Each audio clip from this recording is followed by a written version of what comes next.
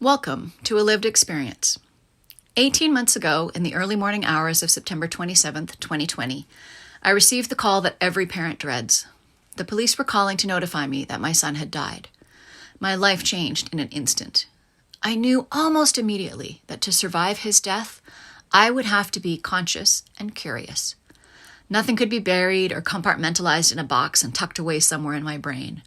If I was going to stay whole, because one day that box would explode and I'd shatter too. Part of what I did to stay whole was right. I started with a Facebook post to tell people. Telling people, even now, 18 months into the journey, is incredibly hard. After that first post, I started posting about things that were coming up for me as I went. People told me that my writing was helping them. The small support team that had rallied around me told me they were learning so much from our conversations. In some cases, I was the first person in their life they could talk to about grief. All I knew was that being open, vulnerable, and honest about how much it absolutely sucks and what I was learning was helping me too. If it helped others as well, that was something magical. And it highlighted a reality about our culture. As a collective, we aren't very good at talking about grief.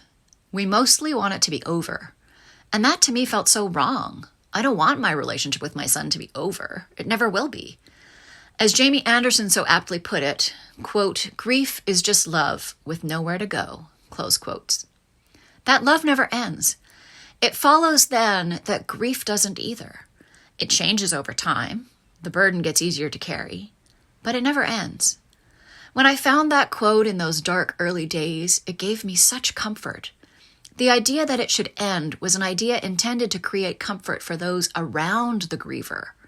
For me, it created intense discomfort and felt so isolating.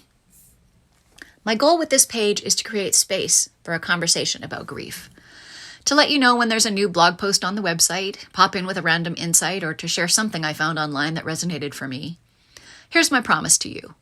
I won't likely do any of this the way you are supposed to.